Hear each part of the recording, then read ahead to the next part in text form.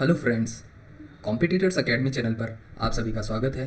दोस्तों, आज की वीडियो में हम आरपीएससी लेक्चरर का जो टेक्निकल एजुकेशन का पेपर सिविल इंजीनियरिंग पेपर 1 हुआ था कंडक्ट, उसके आंसर की को देख रहे हैं और उसमें जो है ये उस वीडियो सीरीज़ में पार्ट 3 है। दोस्तों, इसका पार्ट 1 और पार्ट 2 ऑलरेडी आ चुका है। अगर आपने उसको अब तक नहीं देखा है तो उसको जाकर के आप ज़रूर देख लें। और दोस्तों, ये आपको मिल जाएगा, आप आई बटन पर क्लिक करके भी देख सकते हो या फिर वीडियो के एंड में जाकर के भी आपको पार्ट 1 और पार्ट 2 का लिंक मिल जाएगा। तो चलिए दोस्तों, अभी वीडियो शुरू करते हैं और इस पार्ट 3 में हम क्वेश्चन नंबर 101 से लेकर के क्वेश्चन 150 तक जाएंगे और हम इन सब क्वेश्चंस का आंसर देखेंगे। तो चलिए दोस्तों, अभी वीडियो शुरू करते हैं।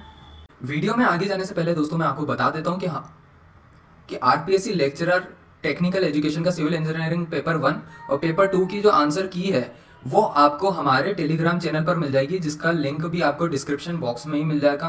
तो दोस्तों, अब हम क्वेश्चन नंबर 101 से स्टार्ट करते हैं। As per the IS code, the maximum longitudinal pitch allowed in bolted joints of tension member is nominally. तो दोस्तों, ये 16 टाइम्स होता है। थर्ड नंबर का ऑप्शन सही है। 16 times the thickness of the plate. ठीक है, तो थिकनेस ऑफ द प्लेट होता है, थिकनेस ऑफ द बोल्ट नहीं होता है।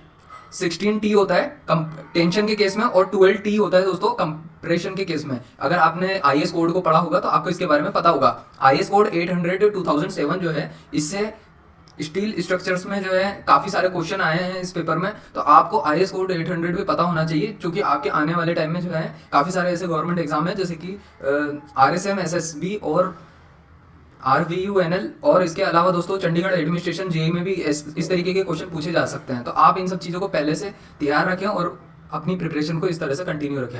अब हम क्वेश्चन नंबर 102 पे चलते हैं। तो a fillet weld is simultaneously subjected to factored normal and shear stress of F and Q respectively as per IS 800 2007 the equivalent stress is given by। तो दोस्तों, इसका आंसर सेकंड नंबर का होगा under root F square plus 3Q²। दोस्तों, आप देख सकते हैं इसका आंसर जो है बिल्कुल बेस्ड है IS 800 2000 कोड के ऊपर। ठीक है, अब हम क्वेश्चन नंबर 103 पर चलते हैं। As per the IS 800 2007 the cross section in which the extreme fibre can reach the yield stress but cannot develop the plastic moment of resistance due to failure of buckling is classified as। तो दोस्तों, इसका answer जो है semi compact section होगा। ये बिल्कुल properly given है दोस्तों। यहाँ पे ये जो क्वेश्चन है ये बिल्कुल जैसा IS 800 में आपको बिल्कुल क्लियरली दिए हुए हैं स्टेटमेंट के फॉर्म में। आपको जाकर के एक बार इन चारों के बारे में भी पढ़ना चाहिए, क्योंकि क्वेश्चन जो नेक्स्ट पेपर्स होंगे आपके उसमें ऐसे क्वेश्चन पूछे जा सकते हैं। ये सब question even in engineering services exam में भी आपसे पूछे जा सकते हैं, तो आपकी प्रिपरेशन में काफी हेल्प करेंगे। अब नेक्स्ट चलते हैं दोस्तों हम क्वेश्चन नंबर 104 पे। तो what is the net area at weakest section in bolted lap joint when bolt hole diameter 22 mm, width of the plate is 216 mm in which the 3 bolts are connected and thickness of the 2 plates joint is 10 mm।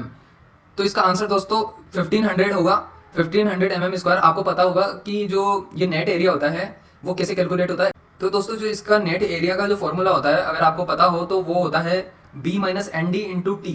ठीक है, इस फॉर्मूले का use करके जो है आप आराम से इसका सॉल्यूशन निकाल सकते हो। सॉल्यूशन आएगा 1500 mm²। सेकंड नंबर का ऑप्शन जो है सही आंसर है। ठीक है, अब नेक्स्ट चलते हैं। 105वां क्वेश्चन है, पायरिंग फोर्सेस आर द एडिशनल। तो पायरिंग फोर्सेस क्या होता है? तो दोस्तों, ये भी आपको आईएस कोड में ही मिलेगा, इसका आंसर भी एग्जैक्टली। तो बट यहाँ पे जो ऑप्शन दिया हुआ है तो सुटेबल ऑप्शन के अकॉर्डिंग थर्ड नंबर का जो ऑप्शन है वो बिल्कुल सही है। और tensile forces due to the flexibility of connected parts leading to deformation. ठीक है, तो थर्ड नंबर का ऑप्शन जो है 105 का तीसरा सही है। नेक्स्ट क्वेश्चन देखते हैं दोस्तों, 106। What is the value of maximum slenderness ratio of the main member between consecutive lacing connection in a built up column. तो दोस्तों, यहाँ पे बात हो रही है लेसिंग कनेक्शन की। तो लेसिंग और बेटनिंग जो होती है दोस्तों, ये दोनों बहुत इंपॉर्टेंट होती है। और यहाँ से जो है यहाँ पे काफी सारे कोडल प्रोविजंस है, आपको ये सब ध्यान होने चाहिए।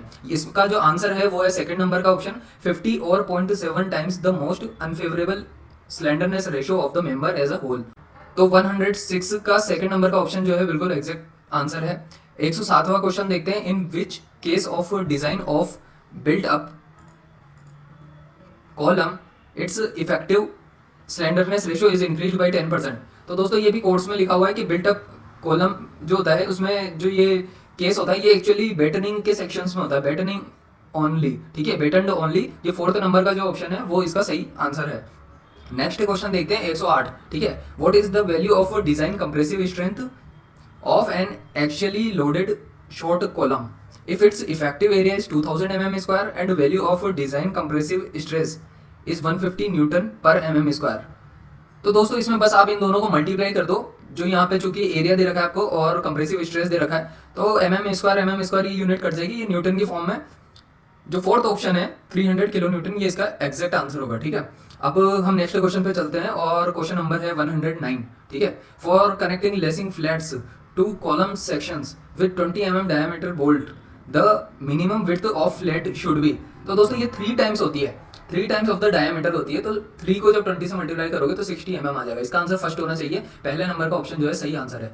नेक्स्ट देखते हैं 110, what is the value of bending strength of plastic laterally supported steel beam with Fi is equals to 250 newton per mm square and plastic section modulus value as 11 into 10 to the power 4 mm cube, ठीक है। तो इसको बस simple आपको multiply करना होगा दोस्तों, और मल्टीप्लाई करने के बाद में जो है इसको यूनिट कन्वर्जन के अकॉर्डिंग लगाना होगा, क्योंकि ऑप्शन में जो है किलो न्यूटन में बात हो रही है, ठीक है। तो आपका आंसर 27.3 हो जाएगा, 27.5 इसका एग्जैक्ट आंसर होगा, सेकंड नंबर ऑप्शन, ठीक है।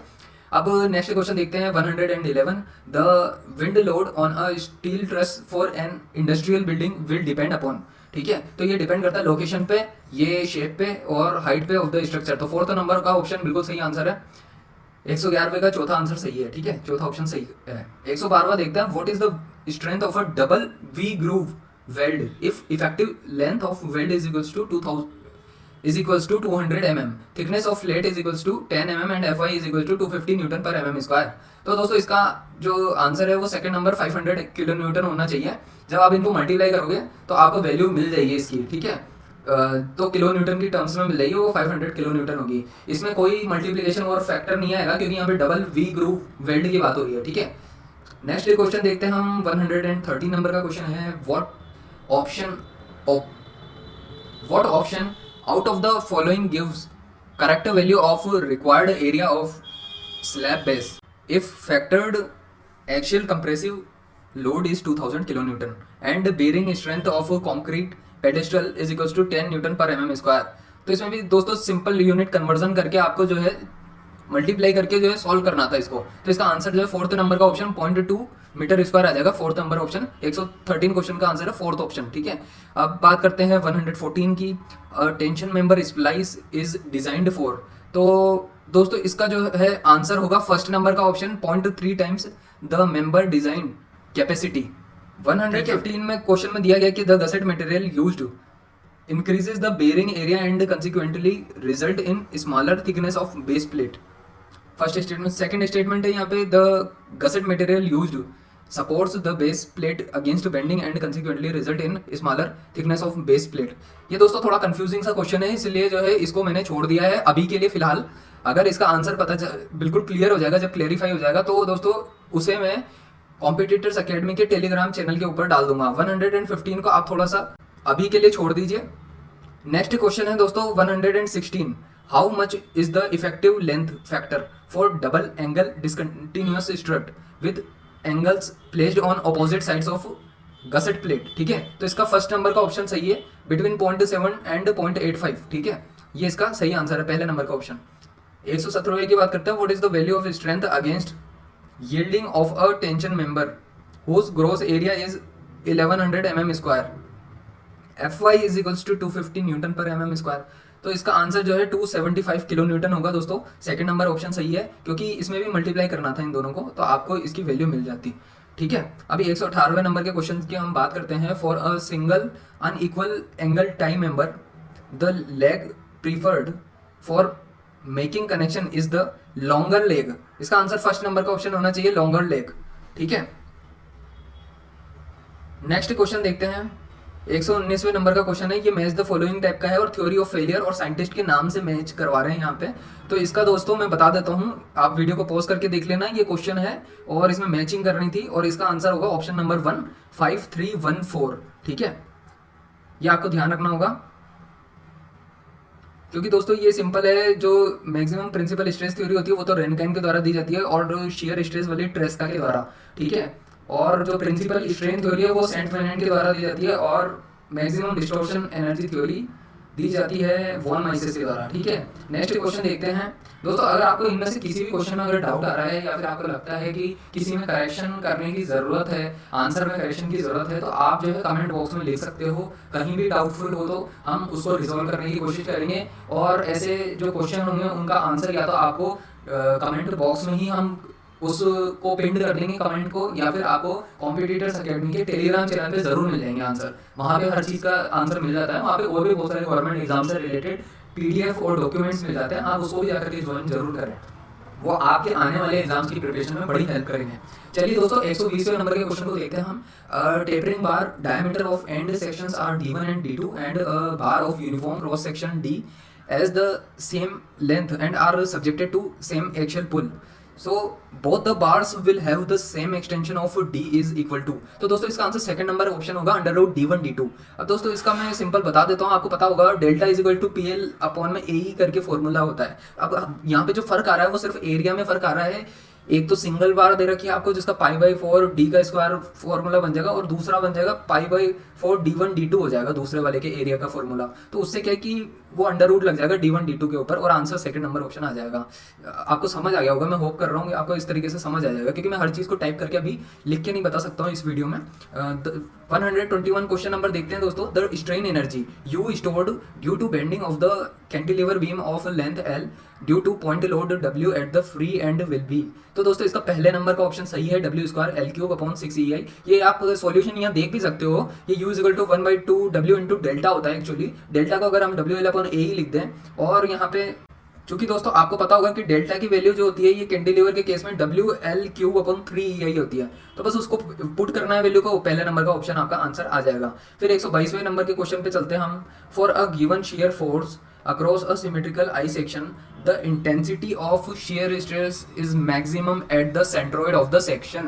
ठीक है, थर्ड नंबर का ऑप्शन है। ये आपको यहाँ पे छोटा सा डायग्राम भी आपको पता होगा इसका, शेयर स्ट्रेस का जब हम डायग्राम बनाते हैं, ठीक है, तो उससे पता चल जाएगा कि सेंट्रोइड पे जो है सबसे ज़्यादा होता है यहाँ पर। ठीक है, अब हम 123 नंबर क्वेश्चन को देखते हैं। A shaft is subjected to maximum bending stress of 80 newton per mm² and maximum shearing stress equal to 30 newton per mm² at a particular section if the yield point in tension of a material is 280 Newton per mm² and the maximum shear stress theory of failure is used, तो then the factor of safety obtained will be. तो दोस्तों इसका answer second number का option होगा 2.8। ठीक है, अब ये 2.8 कैसे आया है, तो दोस्तों इसके लिए जो है आपको थोड़ा सा ये मैं यही कहूँगा कि आपको जो है इंजीनियरिंग सर्विसेज का जो मेंस के जो क्वेश्चन पेपर होते हैं उसमें इस तरीके के क्वेश्चन आए हुए हैं पहले कुछ सालों में, उसके बेसिस पे आप समझ सकते हो कि इस तरीके के क्वेश्चन कैसे सोल्व होता है। इसमें सिंपल फॉर्मूला तो वही लग रहा है जो हम जनरली पढ़ते हैं, sigma x plus sigma y/2 plus minus under root sigma x minus sigma y/2 का होल स्क्वायर प्लस टॉर्क का स्क्वायर होता है। ठीक है, तो इस तरीके से जो ये फॉर्मूला बनता है दोस्तों उसी की वैल्यू का यूज़ किया हुआ है, और उसी में जो पुट की हुई है यहाँ पे सारी वैल्यूज़ को। ठीक है, अभी हम नेक्स्ट क्वेश्चन पे चलते हैं, क्योंकि इसका सॉल्यूशन बताएंगे तो फिर वो बड़ा हो जाएगा ये क्वेश्चन काफ़ी ज़्यादा, फिर सॉल्व वीडियो बहुत बड़ी हो जाएगी। अभी हम 124 पे चलते हैं। आप ये देख लो 123 का आंसर सेकंड नंबर है, जो बॉक्स में लिखे हुए हैं वही आंसर है। ठीक है, 124 जो है यहाँ पे the portion which should be removed from top and bottom of a circular cross section of diameter D in order to obtain maximum section modulus is। तो इसका आंसर है 0.001 D। ठीक है, थर्ड नंबर का ऑप्शन सही है। दोस्तों इसमें जो है ऊपर से और नीचे से जो है 0.011 कट करने पे जो है 0.7% से आई थिंक सो बढ़ जाती है इसकी जो स्ट्रेंथ एज वेल एज इसकी मैक्सिमम सेक्शन जो मॉड्यूलस होता है वो बढ़ जाता है अगर हम ये इतना पोर्शन रिमूव कर देते हैं टॉप और बॉटम से 0.011 D। ठीक है, अब नेक्स्ट क्वेश्चन देखते हैं हम। 125 है। टू शाफ्ट जो होता है having the same length and material are joined in series if the ratio of the diameter of the first shaft to that of second shaft is 2 है, then the ratio of the angle of twist of the first shaft to that of second shaft is। तो दोस्तों इसका first number का option जो है सही होना चाहिए, ये 16 जो है पहले नंबर का ऑप्शन यही सही आंसर होगा। ठीक है, 126वें नंबर के क्वेश्चन को अब हम देखते हैं।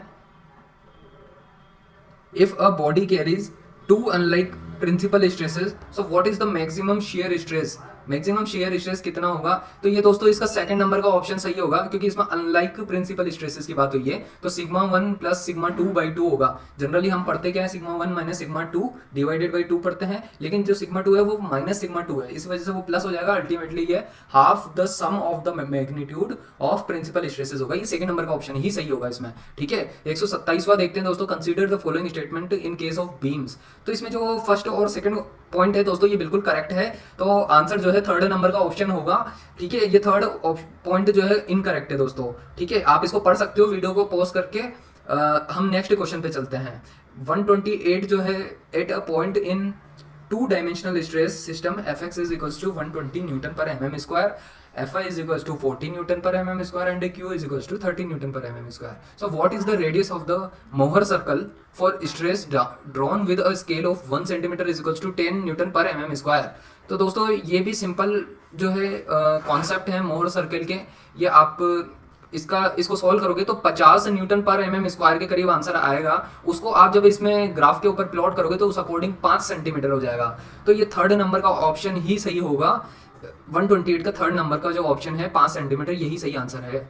129 देखते हैं अब हम। A shaft is subjected to a bending moment m is equals to 400 newton metre and torque t is equals to 300 newton metre, ठीक है। तो the equivalent bending moment is, तो दोस्तों इसका जो है आंसर फोर्थ नंबर का ऑप्शन होगा, ठीक है। आपको ये अच्छे से ध्यान रखना है। इसमें जो फॉर्मूला लग रहा है वो मैं बता देता हूँ। 1/2 m plus under root M square plus T square करके एक फॉर्मूला होता है। आप अपने कॉन्सेप्ट चेक करिए, जो स्ट्रेंथ ऑफ मटेरियल के कॉन्सेप्ट है, आपको पता चल जाएगा कि इसका आंसर फिर 450 न्यूटन मीटर आएगा, ठीक है। तो जो फोर्थ नंबर का ऑप्शन है वो सही आंसर है। अब दोस्तों हम देखते हैं क्वेश्चन नंबर 130। तो इसमें दे रखा है a cantilever of span 3 metre is loaded by a concentrated load of 50 kilo newton acting at its free end what is the value of maximum shear force in kilo newton, ठीक है। तो इसको solve करने पे जो आएगा, चूंकि maximum shear force की आपसे बात की जा रही है, तो इसका आंसर थर्ड नंबर का होगा 150, ठीक है।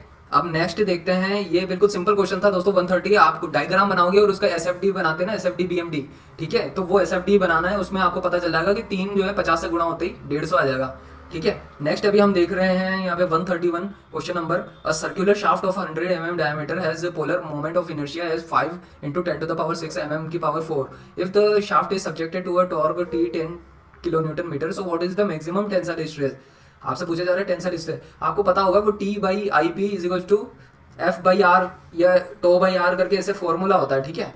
तो वो आप फॉर्मूला लगाओगे ना, तो आपका आंसर पहले नंबर का जो ऑप्शन है 100 जो है आ जाएगा, 100 न्यूटन पर mm स्क्वायर, ठीक है। नेक्स्ट अब हम क्वेश्चन देखते हैं 132।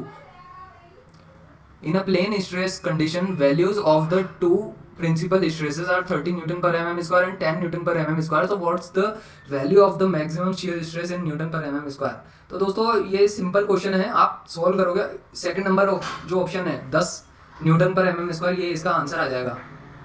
कैसे, तो ये दोस्तों घटा दो ना, sigma 1 minus sigma 2 divided by 2 करोगे तो क्या निकलेगा, वही निकलेगा 10 निकलेगा, ठीक है। नेक्स्ट देखते हैं अभी हम 133वां 133 क्वेश्चन को। इसमें क्या बोल रहा है कि in pure bending case which of the following option is correct for fibre at neutral axis. जो कि न्यूट्रल एक्सिस की बात हो रही है दोस्तों, अबाउ द न्यूट्रल एक्सिस घट जाता है और बिलो द न्यूट्रल एक्सिस बढ़ जाता है, ठीक है। तो जो न्यूट्रल एक्सिस है उस पर क्या होता है, तो उस पर जो है अनचेंज्ड रहता है। तो थर्ड नंबर का ऑप्शन सही होगा, इट्स लेंथ रिमेन्स अनचेंज्ड, ठीक है। अब हम क्वेश्चन नंबर 134 पे देखते हैं। A bar of steel 20 mm in diameter was subjected to a tensile load. The measured extension on a 100 mm gauge length was 1 mm and the length in diameter was 0.05 mm। तो what is the value of Poisson's ratio. तो आपको पता होगा lateral strain to that of longitudinal strain, बस उस फॉर्मूले को लगाओगे आप, आपका आंसर आ जाएगा। थर्ड नंबर का जो ऑप्शन है ना 0.25, वो इसका सही आंसर है, ठीक है। थर्ड नंबर का ऑप्शन है वो सही है। 135 पे देखते हैं अब हम question number 135। A bar of area 500 mm square is 4 metre long and carries a tensile load of 100 kilo newton. Determine the strain energy stored in the bar, take E is equals to 2 × 10⁻5 newton per mm square. तो इसका second number का जो option है वही सही है, 200 Newton metre होगा। यहाँ पे स्ट्रेन एनर्जी पूछ रहे हैं, आपको सिंपल नॉर्मल फॉर्मूला अप्लाई करना होगा। 1/2 P × डेल्टा करके एक फॉर्मूला होता है, उसमें डेल्टा की जगह PL/E लगा देना, आपका आंसर आ जाएगा। 136वां क्वेश्चन देखते हैं दोस्तों। The slope of the bending moment diagram at any point is equal to the ordinate of the shear force diagram at that point, ठीक है। और सेकंड है the difference in the ordinates of the bending moment diagram between any two points is equal to the area under the shear diagram between these two points. तो कौन से correct हैं ये? तो ऑप्शन नंबर 2 दोस्तों, दोनों correct option है, जो दोनों पॉइंट है ये करेक्ट हैं, तो ऑप्शन नंबर 2 सही होगा। क्यों सही होगा दोस्तों? तो दोस्तों इसका कॉन्सेप्ट जो है आपको सिंपल जो एसएफडी और बीएमडी के डायग्राम्स जहाँ पे हम सीखते हैं वहीं पे मिल जाएगा इसका कॉन्सेप्ट, ठीक है। अभी 137वें नंबर क्वेश्चन पे चलते हैं हम। The modulus of rigidity for a material is 4 × 10⁴। यहाँ पे मॉड्यूलस ऑफ रिजिडिटी दे रखी है और हमको पॉइजन रेशो भी दे रखा है 0.25। तो यहाँ पे जो है मॉड्यूलस ऑफ इलास्टिसिटी पूछी है, तो एक फॉर्मूला होता है दोस्तों ई। तो दोस्तों यहाँ पे एक फॉर्मूला होता है E = 2n × 1 + μ, ऐसा करके फॉर्मूला होता है। अगर आप वैल्यू पुट करोगे तो यहाँ पे जो n है उसकी वैल्यू 4 × 10⁴ हो जाएगी और म्यू की वैल्यू 0.25 दे रखी है। आप सॉल्व करोगे तो पहले नंबर का जो ऑप्शन है वो आ जाएगा आपका, पहला 1 × 10⁵, यही ऑप्शन सही है। 138वां जो है, if ultimate crushing stress for material of a column is 20 Nm², so calculate safe load for the column and using factor of safety of 5, so cross sectional area of the column is 10,000 mm²। तो दोस्तों इसको भी आप solve कर सकते हो। 10,000 को 20 से मल्टीप्लाई करोगे, उसको डिवाइडेड बाई 5 करोगे, आपकी वैल्यू आ जाएगी सेकंड नंबर 40 किलो न्यूटन इसका आंसर आ जाएगा, क्योंकि ये सेफ पे पूछ रहा है, सेफ लोड पे, ठीक है। तो फैक्टर ऑफ सेफ्टी को डिवाइड किया जाएगा यहाँ पे। अब नेक्स्ट क्वेश्चन देखते हैं हम 139। दोस्तों ये भी मैच द फॉलोइंग है। यहाँ पे छोटे छोटे फॉर्मूले दे रखे हैं, लेकिन दोस्तों इसमें गलती नहीं करनी है। इस तरीके के क्वेश्चन में ड्राई डेंसिटी का जैसे G⁻W/1 + E हो गया, ठीक है। ये सबमर्ज डेंसिटी का G-1/1 + E Γ/W ये हो जाता है। तो इस तरीके से आप मैच द फॉलोइंग करोगे ना, तो आपको पता चल जाएगा ये जो फर्स्ट नंबर का ऑप्शन है 2143, जो फर्स्ट नंबर का ऑप्शन है वो ही सही आंसर है, ठीक है। ये ध्यान रखना, यहाँ पे सेचुरेटेड डेंसिटी का जो होता है वो G+E/1 + E Γ/W होता है, जबकि मॉइस्ट डेंसिटी का G+SE/1 + E Γ/W होता है फॉर्मूला, ठीक है, क्योंकि S = 1 हो जाता है सेचुरेटेड डेंसिटी में। अभी आगे बढ़ते हैं हम, ये 139 क्वेश्चन था। 140 की बात करते हैं हम। तो the value of porosity of a soil sample in which the total volume of soil grains is equal to twice the total volume of voids would be. तो दोस्तों इसका आंसर है थर्ड ऑप्शन जो है 50%, वही सही आंसर है दोस्तों। ये VV/V वाला फॉर्मूला ही लगेगा, जिसमें V = 2VV के बराबर हो जाएगा, तो ये 50% आ जाएगा, ठीक है। अब दोस्तों क्वेश्चन नंबर 141 पे चलते हैं हम। With addition of lime in soil, तो इसका आंसर दोस्तों फोर्थ नंबर का ऑप्शन होगा। Liquid limit and plastic limit both decreases, ठीक है। अब 142 नंबर के क्वेश्चन पे चलते हैं।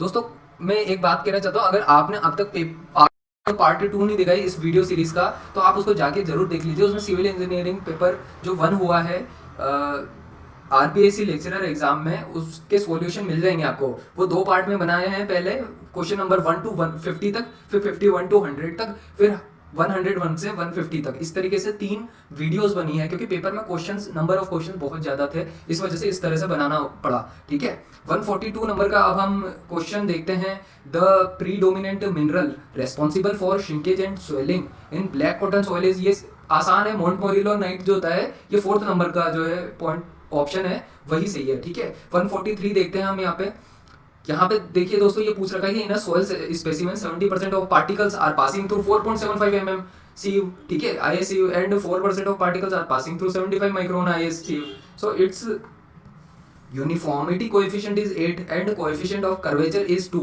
so as per IS classification this soil is classified as। तो दोस्तों इसका आंसर थर्ड नंबर का ऑप्शन होगा SW, क्योंकि दोस्तों ये एक सैंडी टाइप की सोइल है और ये वेल ग्रेडेड भी है, ठीक है। वेल ग्रेडेड, ये सब आपको चेक करना पड़ेगा। जो क्लासिफिकेशन ऑफ सॉइल होता है चैप्टर, उसमें आपको पता चलेगा कि किस तरीके से क्लासिफाई करते हैं, क्योंकि CU की वैल्यू जो है ग्रेटर देन 6 या 4 होनी चाहिए, ठीक है। और कोएफिशिएंट ऑफ कर्वेचर की वैल्यू 1 और 3 के बीच में होती है, ये होनी चाहिए, ठीक है। उसके बियॉन्ड होती है तो फिर वो पुअरली ग्रेडेड हो जाती है सॉइल। कुछ इस तरीके से कॉन्सेप्ट्स हैं, आपको अगर कॉन्सेप्ट पता होंगे तो ऐसे क्वेश्चन बहुत आसान लगेंगे, ठीक है। अभी हम 144 नंबर के क्वेश्चन को देखते हैं। इसमें असर्शन है और रीजन है, ठीक है। आप इसको दोस्तों पढ़िए, ये बहुत ही आसान क्वेश्चन है और आपको समझ आ जाएगा कि इसका ऑप्शन, पहले नंबर का ऑप्शन ही सही ऑप्शन है, क्योंकि रीजन बिल्कुल अप्रोप्रिएटली जो है असर्शन को जस्टिफाइड करता है, ठीक है। तो आप ये देख लीजिए, वीडियो को पॉज करके इस क्वेश्चन को अब हम नेक्स्ट क्वेश्चन पे चलते हैं 145 पे। From a flow net which of the following information can be obtained.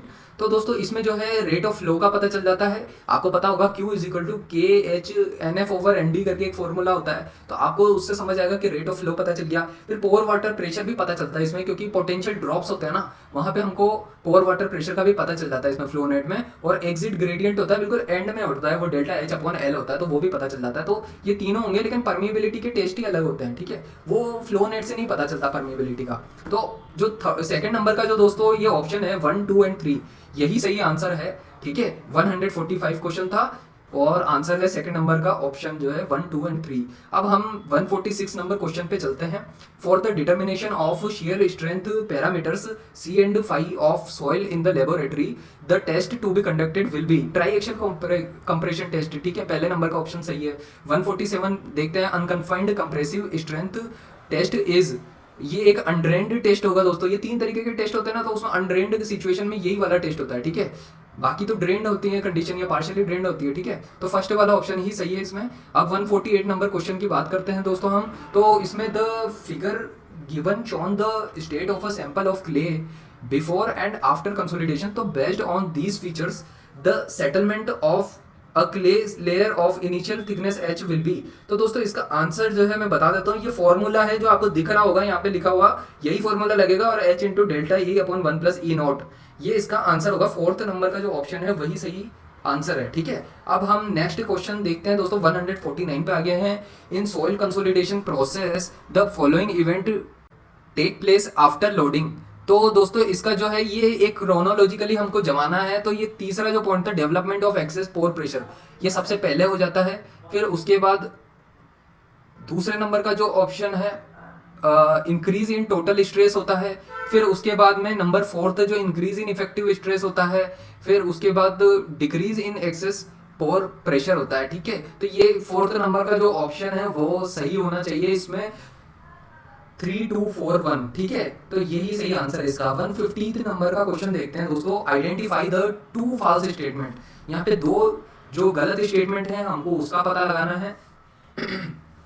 From the following 4 statement, ठीक है, यहाँ 4 स्टेटमेंट दिए हुए हैं, 2 गलत स्टेटमेंट है, हमको पता करना है। तो इसका जो आंसर है दोस्तों फर्स्ट और 4th नंबर का पॉइंट है, तो सेकंड नंबर ऑप्शन इसका सही आंसर है। और फर्स्ट और 4th जो है ये देख लेते थे, the consolidation of soil happened due to change in compressive stress, ठीक है, ये गलत है दोस्तों, ठीक है। उसमें कंसोलिडेशन में एक फिक्स लोड लगा दिया जाता है, उसके बाद में आराम से ऑटोमेटिकली वो होता रहता है फिर कंसोलिडेशन, ठीक है, इसमें चेंज नहीं आता है। जो सेकंड है दोस्तों ये बिल्कुल सही था स्टेटमेंट, इसलिए चूंकि यहाँ पे गलत बताना है फॉल्स स्टेटमेंट, तो सेकंड और थर्ड जो है वो नहीं होंगे इसमें, ठीक है, और फर्स्ट और 4th होंगे, ठीक है। तो सेकंड नंबर का जो ऑप्शन है वो सही आंसर है। मुझे उम्मीद है दोस्तों आपको ये छोटी सी सीरीज थी, इसमें पेपर 1 को हमने डिस्कस किया, जो सिविल इंजीनियरिंग का पेपर 1 था आरपीएससी लेक्चरर का, और हम कोशिश करेंगे पेपर 2 को भी लाने की जल्द से जल्द, और उसको भी इसी तरह से पार्ट 1, 2 और 3 में ही बनाया जाएगा, क्योंकि दोस्तों एक वीडियो 1.5 घंटे की बनाना इतना आसान नहीं होता है। और ये भी है वजह कि दोस्तों छोटी वीडियोस को देखना और समझना भी आसान हो पाता है, पूरी बात भी एक्सप्लेन की जा सकती होती है। तो इस वजह से दोस्तों हम जो नेक्स्ट वीडियो को लेके आएंगे, अगर आपने आरपीएससी लेक्चरर के जो जनरल नॉलेज का पेपर हुआ था उसकी वीडियो नहीं देखी तो उसको भी आप आई बटन पे क्लिक करके देख सकते हो। जनरल नॉलेज के आंसर की भी हम प्रोवाइड कर चुके हैं दोस्तों, या फिर आप प्ले लिस्ट में भी जाकर के देख सकते हो इस चीज़ को। मैं उम्मीद करता हूँ दोस्तों यहाँ पे आपको काफ़ी चीज़ों का सॉल्यूशन मिला होगा, और ये वीडियोस जो है आपके आने वाले अपकमिंग एग्जाम्स में भी आपकी प्रिपरेशन में काफ़ी हेल्प करेगी। तो दोस्तों अगर आपको वीडियो पसंद आई हो तो लाइक ज़रूर करें, चैनल को सब्सक्राइब करें, अपने सभी दोस्तों के साथ शेयर ज़रूर करें। तो दोस्तों वीडियो के साथ एंड तक बने रहने के लिए दोस्तों बहुत बहुत धन्यवाद।